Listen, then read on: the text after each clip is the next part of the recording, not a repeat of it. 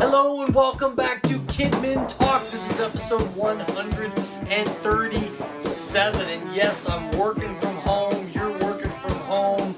We're filming videos. We're going crazy. We need haircuts. But what an exciting era this has been. Yes, it's been difficult. Yes, it's been challenging. Yes, it's been controversial. But it did not catch God by surprise. And so it has been an amazing season of opportunity for the church to learn to get outside the walls and to reach people creatively. Hey, this podcast is sponsored by Concordia Publishers.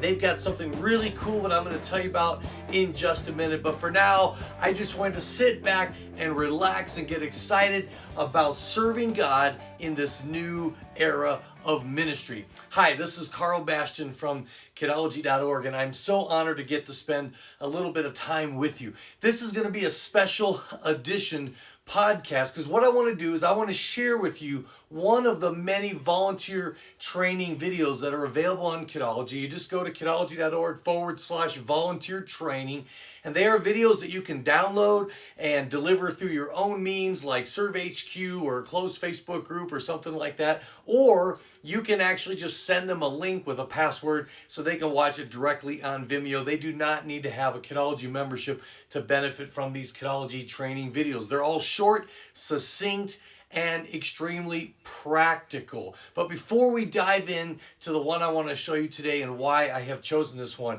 I want to make sure you are aware of something really cool that Concordia has put together. They also have had to adapt and modify and rethink how we're ministering to kids during this challenging era. And I know from all over Facebook and my emails and texts, everyone's talking about Vacation Bible School, whether to go online, whether it's canceled, whether it's postponed. But no matter what you end up doing with VBS, there's two things that won't change. Number one, the importance of VBS, the big decisions that kids make because of those significant spiritual memories that happen during these incredible weeks that we pour into kids, and we kind of pull out the stops from budget to decorating to volunteers to fun. It is that you want to impact them beyond just the VBS. So whether or not you're doing it in your building or online or postponing it until churches reopen, you want the learning to go beyond that. So what they've done is they have put together some boxes that you can send home. They've figured out what you would want to have in those boxes. They've even looked at all the popular VBS themes that are on the market right now, and you can customize your VBS boxes to go with whatever theme it is that you are teaching. So let me encourage you to look at the links below this video and make sure you check out these VBS take-home boxes that can help take your VBS the extra mile, whether or not you're doing it in your church building or online, or however you can distribute these really cool boxes, get kids engaged with the learning, and make the impact that much better. So the video that I want you to watch, I chose it because we're going to be back in our building soon. I know it varies by state, but this era will come to an end. And when it does, it is a fresh opportunity to retrain our volunteers, re-equip them, re-challenge them, re-inspire them to what ministry is all about. And if we've learned anything during this era, it is that relationships are so important. Connecting with kids are so important. Making sure that our kids know that they are loved. And so this is a short video. It's 8 minutes long, and it's basically 7 ways to make kids feel loved. This is a video that might be a good reminder for you, but it especially would be awesome for all of your volunteers. So check the links, find out how you can send out just that training video to all of your volunteers as a reminder as you get back into regular ministry in the local church. And then also check out kidology.org/volunteer training to see all the different videos and training that's available for your volunteers. And of course, if you haven't yet,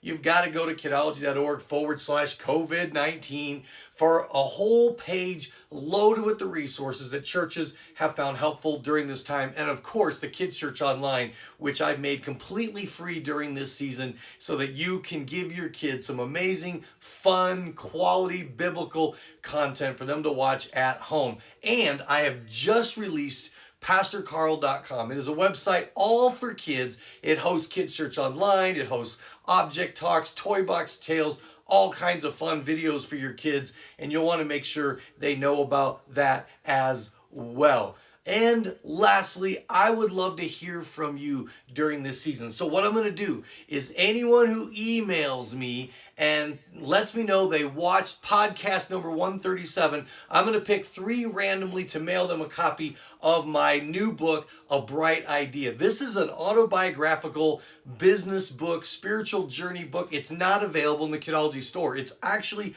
only available to donors of Kidology, because I've got secrets in here.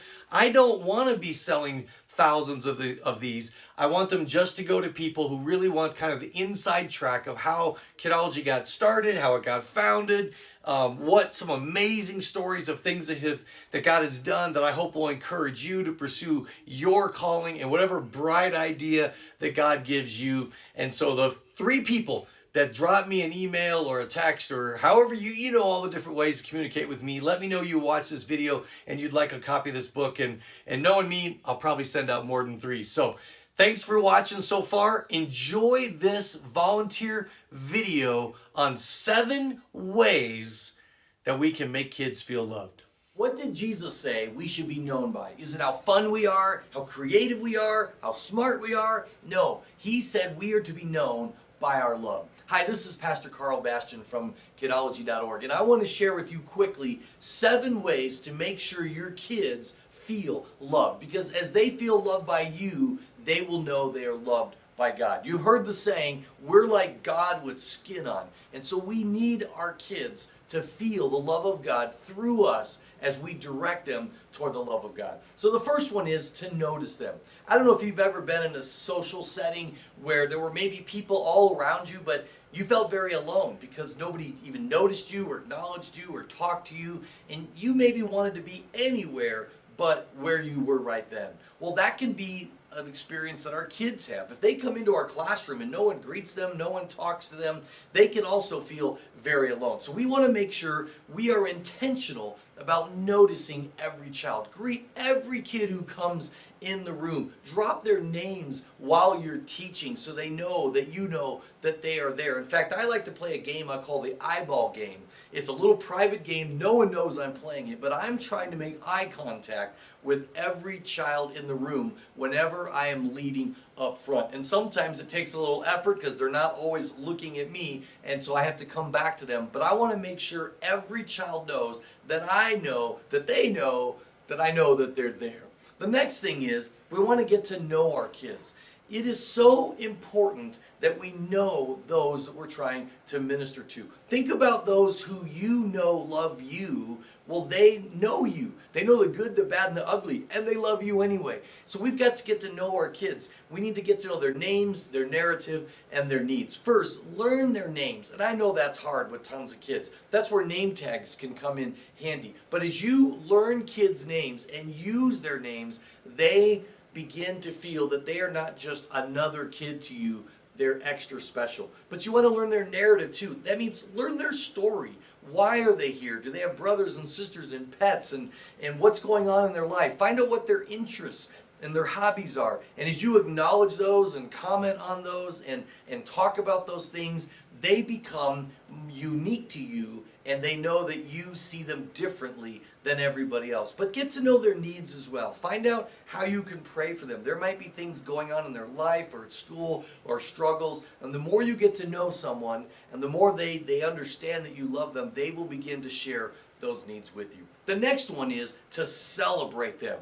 We are the champion of the kids, and you cannot do this too much. As kids come in the room, don't just greet them, celebrate them, give them high fives. I tussle their hair. I announce to everyone in the room who has just joined us. Even when kids slip in late, it's okay to say, "You made it. I'm so glad you made it today." Celebrate the kids. Nobody enjoys more being celebrated than children. Next, and this is a key one, is to play with them.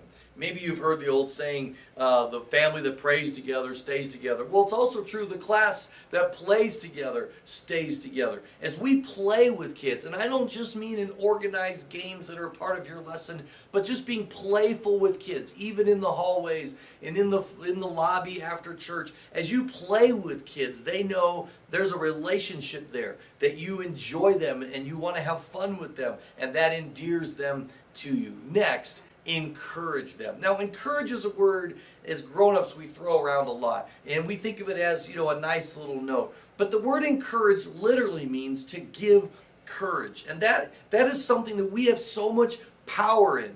One of the greatest influences in determining whether a child stays true to the Christian faith is that an adult other than their parents shows an interest in their spiritual development. So we need to encourage our kids. They need to hear things from us like, you can do it, you're amazing, that's awesome, I bet you'd be great at that someday, as they share their dreams and ambitions with you. Our job is when those kids leave, they are more excited about who they are and how God made them and the potential they have in a life lived for God than they had when they first came in. Encourage your kids and be intentional about it. But that leads me to the next one, which is to teach them. And you're like, I know, that's my job. But when you really teach, you don't just tell a story, you don't just go through the motions, but you really teach kids new things and creative things, and you put that extra effort into it to do a really good job with costumes and props and illustrations and things like that. It endears the kids to you because they see that extra effort. If you're just standing there with a leader's guide and reading the bold and hoping they say what's in italics, they know you're just giving minimal effort. But when you teach them creatively and effectively and with passion, it endears them to you. Just think of those who teach you effectively and how much you appreciate that and how much your respect for them goes up. And the last one is to pray for them. Now, I know that we often pray in our prayer closet, at home, not in front of the kids. But we can let them know we're praying for them by asking for prayer requests. And then importantly, following up on that prayer request later, asking them, how is the dog? Or how is grandma? Or how is that situation? Because when we follow up and ask, it shows that we weren't just going through spiritual motions by asking, but that we actually prayed and we actually care about the outcome. I mean, imagine a child sharing something that's heavy on their heart, and they ask us to pray, and we never even ask about it. Like, did grandma die? I mean, did the pet survive the surgery? Did they pass the test at school? If we don't ask, it communicates that we don't care. But you can also let kids know how much you love them by the prayers you pray in their presence. I will always remember Margaret Bramble, who we called Muggsy, was my 6th grade teacher. And I knew she loved me because she prayed for me and for every student in the class so passionately that I sometimes would peek because I half expected Jesus to be in the room. She talked to him with such power and familiarity and with conviction and with such love that I wanted to get a glimpse of it during the prayers. And I knew of all the teachers in my life at that time, Muggsy loved me, and Muggsy wanted what was best for me. So make your kids feel love, notice them, get to know them, celebrate them, play with them, encourage them, teach them well, and pray for them. And as you do this, your relationship with them will grow, and through that, their relationship with God will grow as well. So pick one of these that you can work on, and this next Sunday or whenever you're with kids, make sure you make that extra effort because you will make a difference in the life of your students. Thanks. I hope you enjoyed that presentation. Remember, it's a video that you can send out to your volunteers to re-equip, re-challenge, and re-inspire them as you get back into local church ministry, as well as be sure to check out all the other videos available on Kidology to help equip and encourage you and your volunteers. And remember, I'll be looking for some emails or texts or communication from you, and I'll even mail you the book right side up. But thanks again for watching Kidmin Talk number 137. This is Carl from Kidology.org, and I hope you have a great day serving the Lord.